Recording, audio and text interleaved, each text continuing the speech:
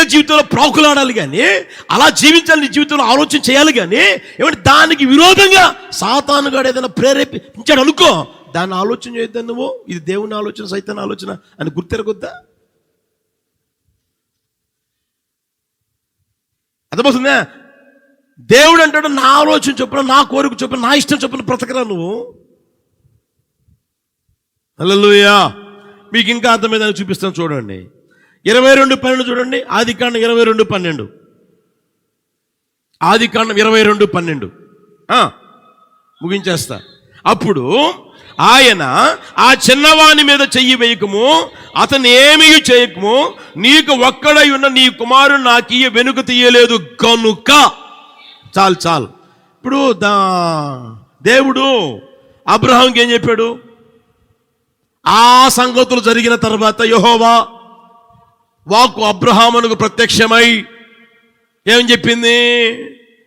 నీకు ఒక్కడై ఉన్న నీ కుమారుణ్ణి నేను చూపించే పర్వతం మీద నాకు బలి చేసేయి అన్నాడు. అవునా కదా? ఇప్పుడు అబ్రహాం ఏం చేశాడు? అలాగే చేశాడా, లేదా ఈయనకు నచ్చినట్టు చేశాడా? చెప్పరామండి. అలాగే తెల్లవారింది, ఏమండి, పని మనుషులు సిద్ధపరిచాడు, గాడిదలు గంతలు కట్టాడు, నిప్పు తీసుకున్నాడు, కట్టెలు తీసుకున్నాడు, ఏమండి, కుమారుని కూడా బయలుదేరి తీసుకుపోతా ఉన్నారు, అందరు పోతా ఉన్నారు. అర్థమవుతుందా? అలాగే ఆ కొండ మీదకి పోయాడు, అలాగే ఏమన్నా అక్కడ బలి చెల్లించాడు. ప్రియమైన వాళ్ళరా, దేవుడు కోరిక చొప్పున, దేవుని ఇష్టం చొప్పున, దేవుని ఆలోచన చొప్పున, దేవుని యొక్క ఉద్దేశం చొప్పున నీ జీవితంలోనైనా నా జీవితంలో నడిపించబడుదుము గాక. హల్లెలూయా, హల్లెలూయా.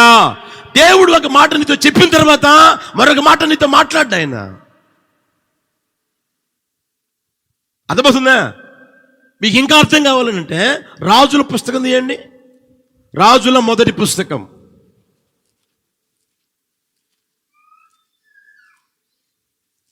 తీసారా? 13వ అధ్యాయం తీయండి.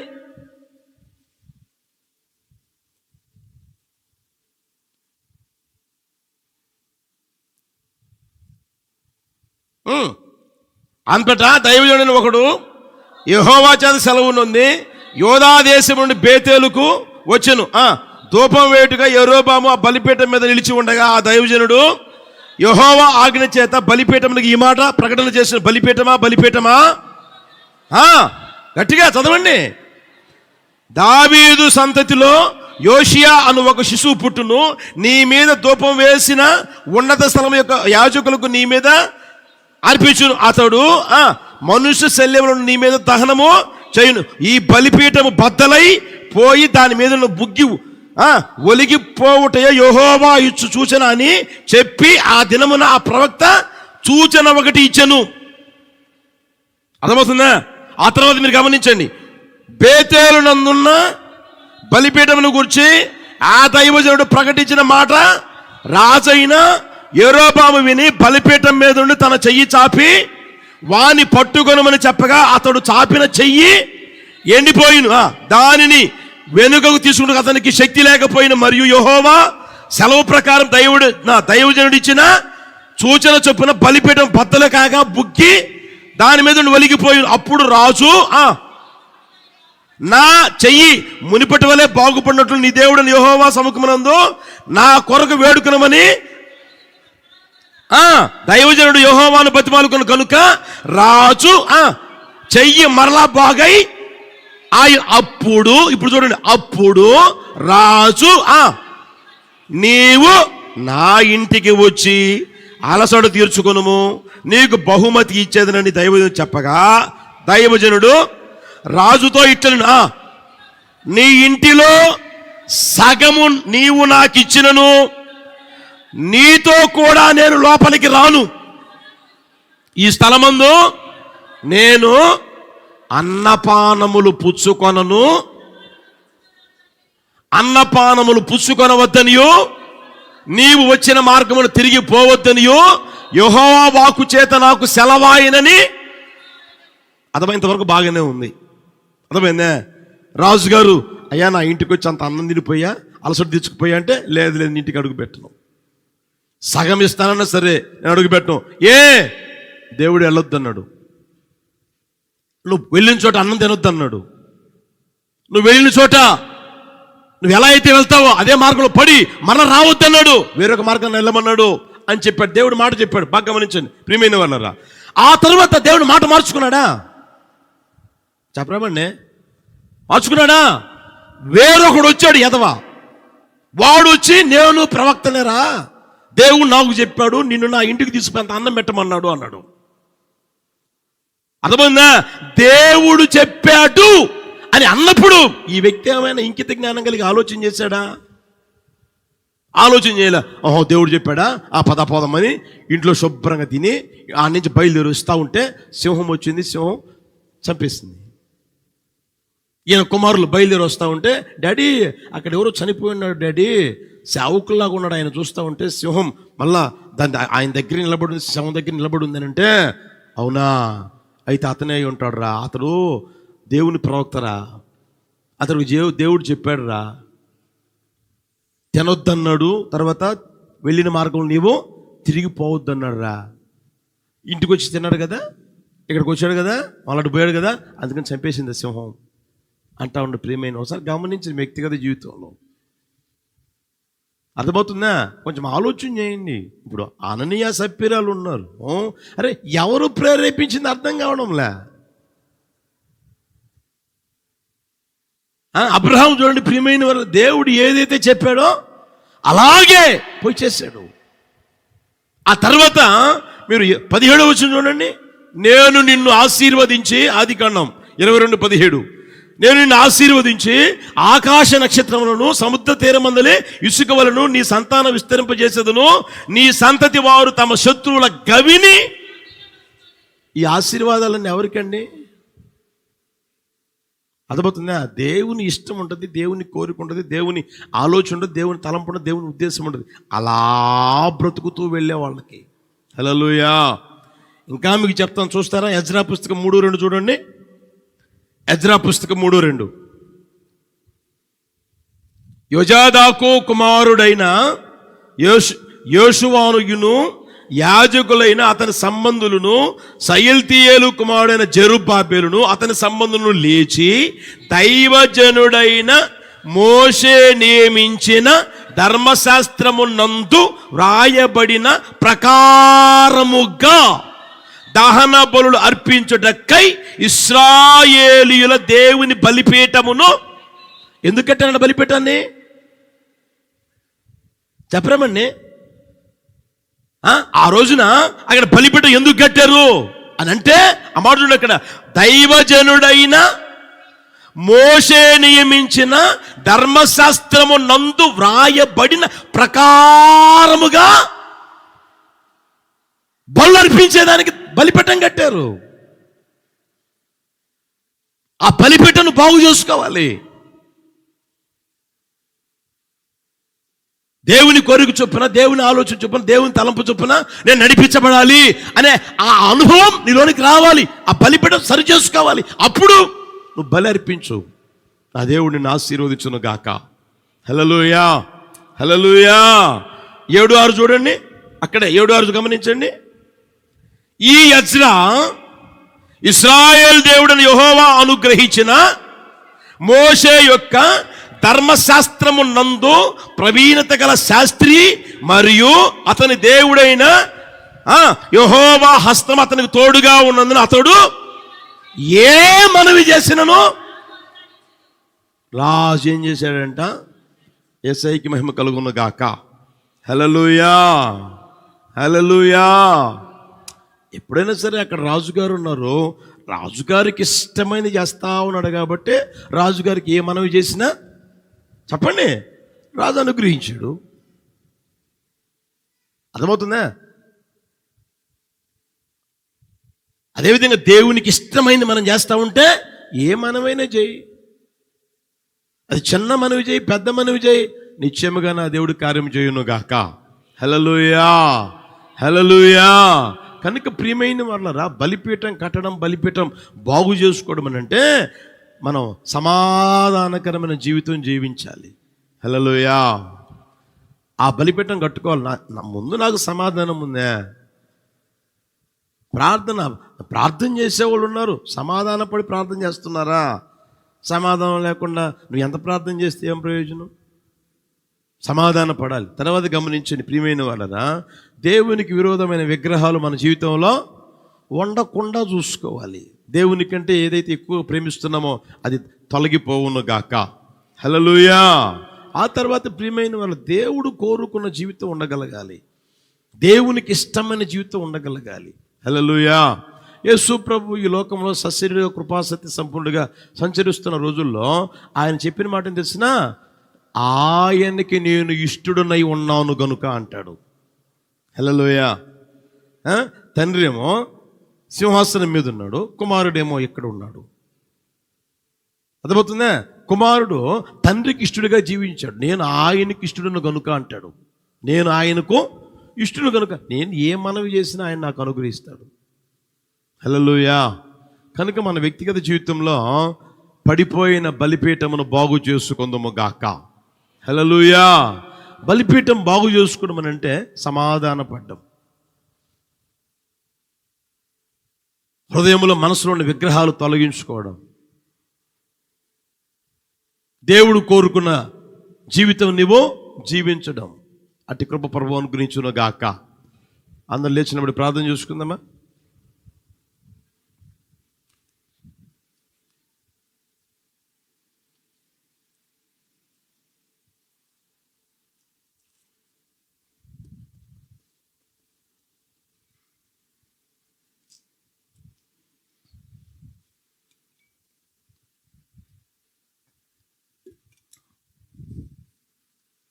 అందరం ప్రార్థన చేసుకుందాం. ఆకాశపు చేతులెత్తి ఒక క్షణం విన్న వాక్యాన్ని కాస్త నెమరు వేసుకుంటూ ప్రార్థన చేసుకో. ఏలియా క్రింద పడదోయబడి ఉన్న బలిపీఠాన్ని బాగు చేశాడు, బలిపీఠాన్ని కట్టించాడు. ఆశ్చర్యమైన కార్యాలు ప్రభువు చేశారు. ఆకాశము నుంచి అగ్ని దిగింది, దహన బలి పశువులను దహించింది, కట్టెలను దహించింది, రాళ్లను బుగ్గిని దహించింది, కందకమందున నీళ్లు ఆరిపోయేట్లుగా చేసింది. అక్కడ ఉన్న ప్రజలందరూ యెహోవాయే దేవుడు, యెహోవాయే దేవుడని తెలుసుకొని కేకలు వేసే ఆ స్థితి కూడా అక్కడ జరిగినట్లుగా దేవుని వాక్యం తెలియజేస్తున్న సత్యం. ప్రియమైన వాళ్ళరా, మనము పడిపోయిన బలిపీఠాన్ని బాగు చేసుకోవాలి. పడిపోయిన బలిపీఠాన్ని బాగు చేసుకోవాలి. ఆలోచించు సహోదరుడా, సహోదరి. ఘనమైన, అద్భుతమైన, ఆశ్చర్యమైన కార్యాలు ఒక్కొక్కరి జీవితంలో ప్రభు చేయును గాక, కుటుంబంలో చేయును గాక. ఎప్పుడనంటే ఆ బలిపీఠాన్ని బాగు చేసుకోవాలి. బాగు చేసుకోవడం అంటే ప్రియమైన వాళ్ళరా, సమాధానము కలిగి జీవించాలి. సమాధానం లేకుండా ఈరోజు నువ్వు ప్రార్థన చేస్తూ ఉన్నావేమో ఆలోచించు. బలి అర్పిస్తున్నాము గుర్తెరుగు. ముందు సమాధానపడు. దేవుని వాక్యం చెప్పినట్లుగా విను. సమాధానపడు. సమాధానం నీకు ముఖ్యం. ఆస్తి కాదు, అంతస్తు కాదు, హోదా కాదు, పలుకుబడి కాదు, ఐశ్వర్యం కాదు, ఘనతలు కాదు. నీకు అవసరం సమాధానం. అవసరం సహోదరుడా, సహోదరి. అందరితో సమాధానంగా ఉండు. నీ ఇంట్లో, నీ వీధిలో, నీ బంధువుల మధ్యలో, రక్త సంబంధికుల మధ్యలో, నీ ఉంటున్న కొలీగ్స్ మధ్యలో అందరితో సమాధానం కలిగి జీవించడం నేర్చుకో. సమాధానంగా బ్రతకడానికి ఎంతైనా ఖర్చు పెట్టు, ఎంతైనా పోగొట్టుకొని స్థితిలోనికి రా. అన్యాయం సహించడం మేలు కదా, సొత్తును అపహరించబడించడం మేలు కదా. వ్యాజ్యం పెట్టుకోవడం దేని, కలహాలతో బాధపడడం దేనికి, జగడాలు పెట్టుకోవడం దేనికి, కొట్లాట్లు పెట్టుకోవడం దేనికి? దేవుని వాక్యం తెలియజేస్తుంది. ప్రియమైన వాళ్ళారా, ఆలోచించు. ఈరోజు నువ్వు దేన్ని కోరుకుంటావు? జగడమా, కొట్లాట, తగాదాలా? దేన్ని కోరుకుంటా ఉన్నావు? సమాధానం కోరుకో, సమాధానం ఆశించు, సమాధానాన్ని వెదకు, సమాధానాన్ని వెంటాడు. పాత నిబంధన పరిశుద్ధుడు అబ్రహాం సమాధానం కోసం ఆస్తైనా వదులుకుంటున్నాడు, ఆ ప్రాంతానైనా వదులుకుంటాడు, ఆ స్థలమైన వదులుకుంటాడు. ప్రియమైన వాళ్ళ సమాధానం కొరకు. నువ్వు తూర్పుకు పోతా, నేను ఉత్తరానికి పోతా, నేను దక్షిణానికి పోతా, నేను పడమరికి పోతా, నువ్వు ఎటు వెళ్తావో చెప్పు. మనకు సమాధానం ఉండాలి, మనకు సమాధానం ఉండాలి అని ప్రియమైన వాళ్ళు ఎంతగా ఆశపడుతుండో గమనించండి. సమాధానము కొరకు నువ్వు ఎంతైనా ప్రయాసపడదువు గాక, ఎంతైనా ప్రతిమాలుకొని ఆ స్థితిలోని కూడా వచ్చుదువు గాక. ప్రైజ్ హల్లెలూయా, హల్లెలూయా, హల్లెలూయా, హల్లెలూయా. బలిపీఠం బాగు చేయడం అని అంటే దేవునికి విరోధమైన విగ్రహాలు నీలో తొలగించుకోవాలి. దేవుని కంటే దేన్నైతే నువ్వు ఎక్కువగా ప్రేమిస్తున్నావో అది నీకు విగ్రహంగా మారిందేమో గమనించు. ఆ విగ్రహాలు ఉన్నంత కాలం యుద్ధాలు ఉంటాయి, నెమ్మది ఉండదు, సంతోషం ఉండదు, ఆనందం ఉండదు, వృద్ధి ఉండదు. అంతా పాడు చేసుకుంటున్న పరిస్థితులు ఒకవేళ నీ జీవితంలో ఇప్పటికే అలుముకొని ఉన్నాయేమో. నిశ్చయముగా నీ వ్యక్తిగత జీవితంలో దేవుని కంటే ఏదైతే నువ్వు ఎక్కువగా ప్రేమిస్తున్నావో దానిని తొలగించుకొందువు గాక, దాన్ని తొలగించుకొందువు గాక. ఆ విగ్రహాన్ని తీసివేయుదువు గాక, ఆ విగ్రహాన్ని నిర్మూలన చేయుదువు గాక. ఆశ,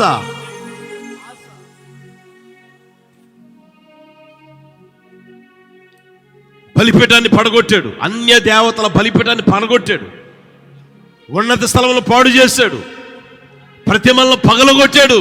ఆ తర్వాత ప్రియమైన వాళ్ళరా ఆ దేశంలో యుద్ధాలే లేకుండా పోయాయి. జగడాలు లేవు, కొట్లాటలు లేవు, తగాదాలు లేవు, ఒకరిని ఒకరు కరుచుకోవడాలు లేవు, ఒకరిని ఒకరు భక్షించడాలు లేవు. నెమ్మదిగా ఉన్నారు, నెమ్మదిగా ఉన్నారు. కట్టడాలు కట్టారు, వృద్ధి పొందారు, దేశం వృద్ధి పొందింది. నువ్వు వృద్ధి పొందుతావు, నీ కుటుంబం వృద్ధి పొందుతుంది.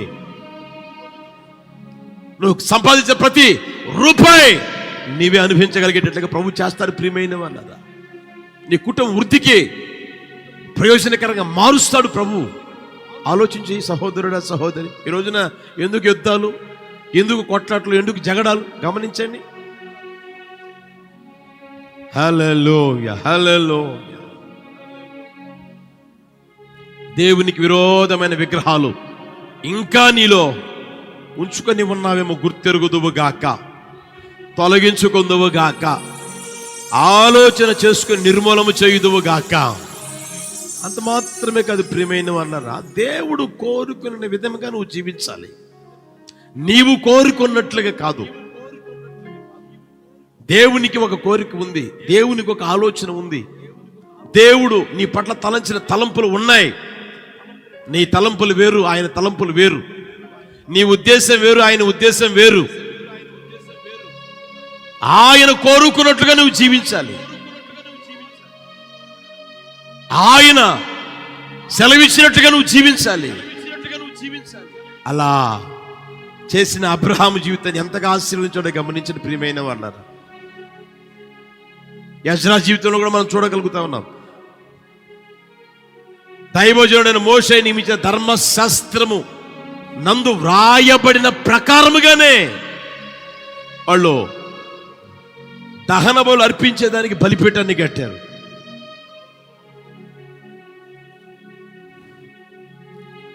ఆలోచన చేయగలుగుతున్నావా? దేవుడు కోరుకున్నట్లుగా నేను బ్రతకాలి, దేవుడు ఆశించినట్లుగా నేను జీవించాలని కోరుకోగలుగుతున్నావా? అలా కోరుకొని చిన్న ప్రార్థన చేయి. నా దేవుడు ఆలకించును గాక, నా దేవుడు కార్యం చేయును గాక. నీవు అడిగిన దానికంటే, ఊహించిన దానికంటే, నీవు ఎదురు చూచిన దానికంటే ఘనమైన గొప్ప కార్యాలు ఒక్కొక్కరి జీవితంలో చేయును గాక, ఒక్కొక్కరి కుటుంబంలో చేయును గాక. నువ్వు ఉంటున్న ప్రాంతంలో యేసు నామములో జరిగించును గాక, యేసు నామములో కార్యం చేయును గాక, ఒక్కొక్కరి జీవితంలో కార్యం జరుగును గాక, జరుగును గాక. హల్లెలూయా, హల్లెలూయా. బలిపీఠాన్ని నువ్వు కట్టాలి, బలిపీఠాన్ని బాగు చేసుకోవాలి. క్రింద పడద్రోయబడి ఉన్న బలిపీఠాన్ని బాగు చేసుకోవాలి. సహోదరుడా, సహోదరి, అందరం ఆకాశపు చేతులెత్తి ఒక క్షణం ప్రార్థన చేసుకుందామా?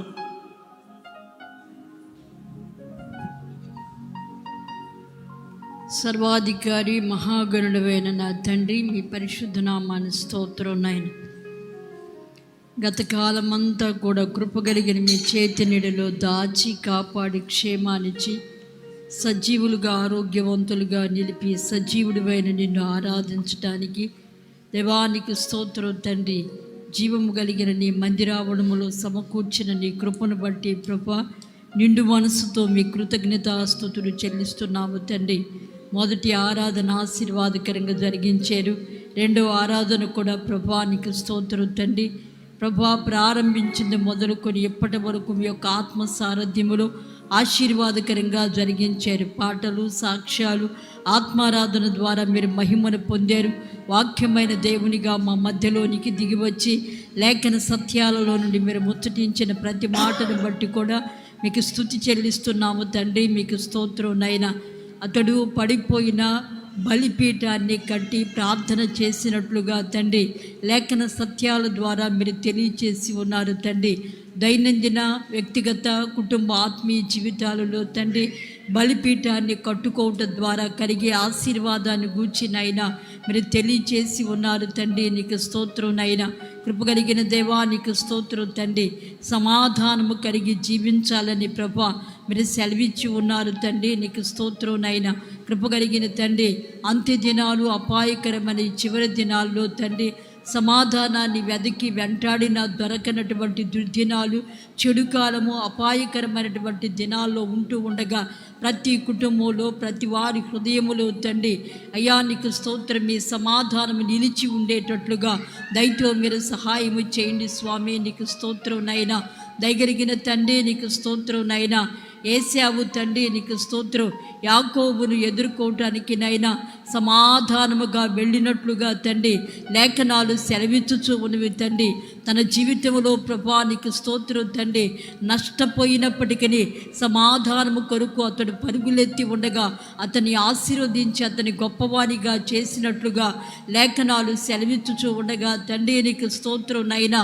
మాకు కీడు చేసిన వారైనా, మాకు విరోధంగా ప్రవర్తించిన వారైనా, వ్యతిరేక్తమైనటువంటి వదంతులు కలుగు చేసిన వారైనప్పటికీ వారితో సమాధానంగా నడుచుకోగలిగినటువంటి మనస్సును, హృదయాన్ని, తలంపును, ఆలోచనను అయ్యా మీ నామములో కలుగు చేసి తండ్రి మీరు మహిమను పొందుకోండి యేసయ్యా. నీకు స్తోత్రం తండ్రి. నైనా నీకు స్తోత్రం. పితడైనటువంటి యోసేపు తన సహోదరుల మధ్యలో తండ్రి సమాధానాన్ని కలిగి నడిపించబడి ఉన్నాడు తండ్రి.